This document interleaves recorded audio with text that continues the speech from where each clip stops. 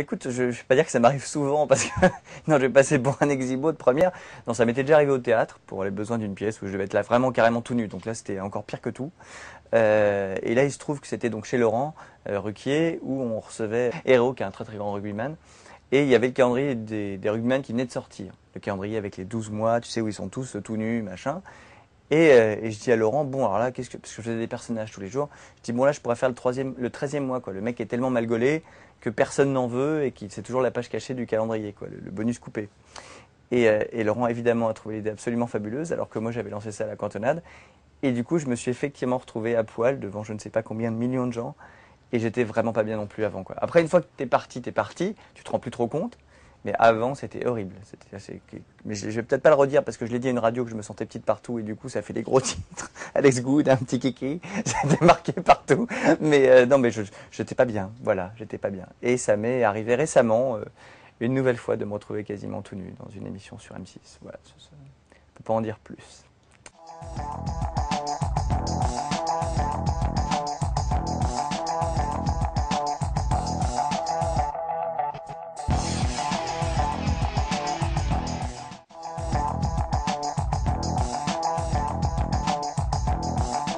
Alors, est-ce que j'aurais pu participer en tant que candidat? Oui, très clairement, parce que l'annonce était plutôt sympa en plus, tu vois, c'était participer à un jeu extrême, au bout du monde, donc toujours le truc qui fait rêver. Voilà, donc pourquoi pas? Voilà, j'ai jamais participé à un jeu télé en tant que joueur, mais oui, très clairement, j'aurais pu le faire, juste pour le côté exotique et le côté, voilà, c'est rigolo, j'aime bien tout ce qui est sportif, forcément. Donc c'est aussi pour ça que j'avais envie de faire le parcours et que je l'ai fait. Et que c'est très très drôle, enfin en tout cas à faire. Voilà, après le rendu est moins drôle, hein. C'est-à-dire que quand j'ai vu les images de ce que j'avais fait, je me suis trouvé absolument pathétique. Ce qui est très très drôle, c'est qu'on a une image de soi. J'ai vu fait le parcours, là j'étais génial, j'ai fait un saut incroyable et tout. Et quand on voit le parcours, quand on voit l'image, on se dit mon Dieu, mais quelle horreur, je tombe comme un vieux sac à patates pourri. C'était assez horrible. Mais oui, non, très clairement, j'aurais vraiment pu le faire. Et en plus, voilà, la preuve que j'aurais pu le faire et que ça me tentait, c'est que quand on y allait, j'ai dit la première chose que j'ai dit, c'est voilà, quand on m'a dit qu'il fallait pas autre, j'ai dit d'accord, mais je veux faire le parcours, je veux voir ce que vont faire les candidats, quoi.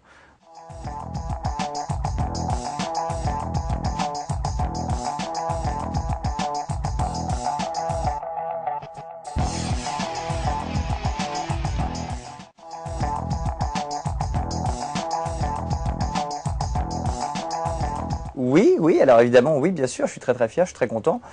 C'était un petit peu surprenant, voilà, je sais qu'il cherchait quelqu'un pour la météo. En fait, l'idée de base, moi j'étais venu pour faire un casting pour une météo rigolote. Euh, et puis finalement, c'était juste pour montrer ce que ça pouvait donner, quoi. C'était pas question que je sois pris ni rien, puisque j'étais sur une autre chaîne. Et en fait, voilà, quand ils ont vu la météo rigolote, ils se sont dit, ah, il est bien, est-ce qu'il pourrait faire une météo sérieuse? Je dis, oui, oui, je suis journaliste depuis 12 ans, donc je pourrais le faire. Et du coup, ils m'ont demandé de venir, et puis voilà, donc c'était super. Et puis comme ça se passe très bien avec mes collègues féminines aussi, donc tout va bien.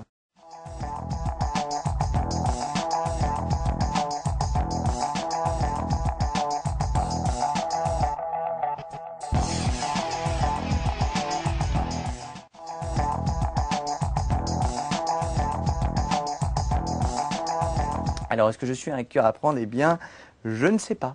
Voilà, je vous laisse répondre à cette question. Non, c'est ma vie privée, donc juste par, voilà, j'en parle jamais. Je garde ça pour moi, j'espère le mystère. Donc débrouillez-vous, si vraiment ça vous intéresse. Non, j'en sais rien, mais voilà, j'en parle pas trop.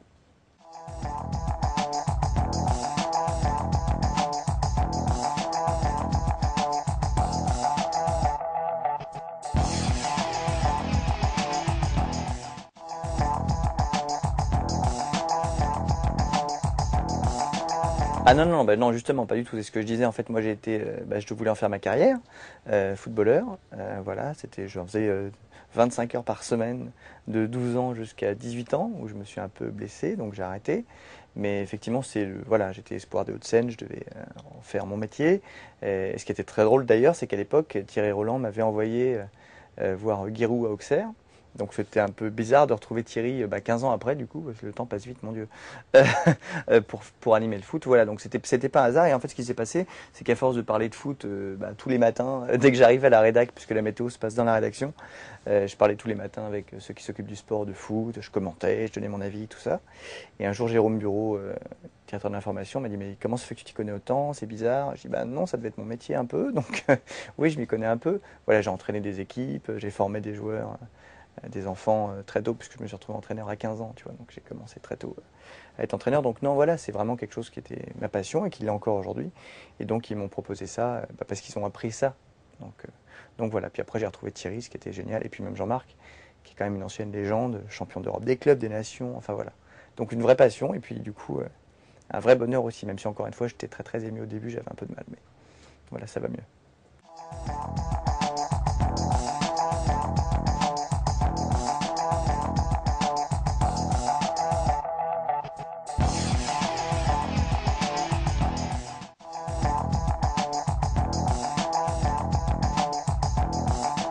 Effectivement, donc déjà j'ai joué dans moult pièces.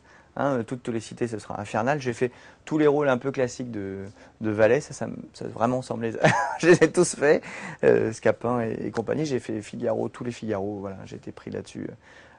Voilà, ça correspondait plus ou moins et à mon look et à ma personnalité et à ma façon de jouer. Et puis après, dans d'autres pièces, il y en a que j'ai mis en scène moi-même et il y a ma première pièce que j'ai écrite et que j'ai mis en scène qui s'est jouée au Comédie à Paris, qui s'appelait Théâtrouille. Avec, voilà, j'ai écrit avec mon meilleur ami et d'autres personnes et je l'ai joué pendant 3 mois dans ce grand théâtre parisien. Après, j'ai joué pendant 1 an dans une autre pièce qui s'appelait Les homos préfèrent les blondes avec des anciens de Théâtrouille. Pour le coup, là, ceux qui avaient écrit, ils m'ont juste demandé de jouer dedans. Donc j'ai accepté. Et puis j'ai toujours encore aujourd'hui des propositions de théâtre. Simplement, c'est un peu compliqué en ce moment, si tu veux, puisque je vais pas me plaindre. Donc je suis très content de ce que j'ai. Voilà, je fais la météo, j'ai le foot et parfois d'autres émissions. Donc par respect pour les gens qui m'engagent, tu vois, je vais pas dire oui, je vais faire 3 mois sur une scène et dire un soir ah ben non, excusez-moi, je ne peux pas. Donc pour l'instant, c'est pas possible. Ça me permet tranquillement d'écrire la prochaine sereinement. Tu vois, je travaille sur la prochaine pièce tranquillement. Et quand je pourrai, ou même si par miracle, je continue à faire de la télé pendant des années, je me trouverai bien des créneaux de 3 mois où j'arriverai à les faire et tout ça. Mais voilà, c'est très compliqué. En plus, j'aime bien mettre en scène des trucs complètement farfelus qui coûtent des fortunes.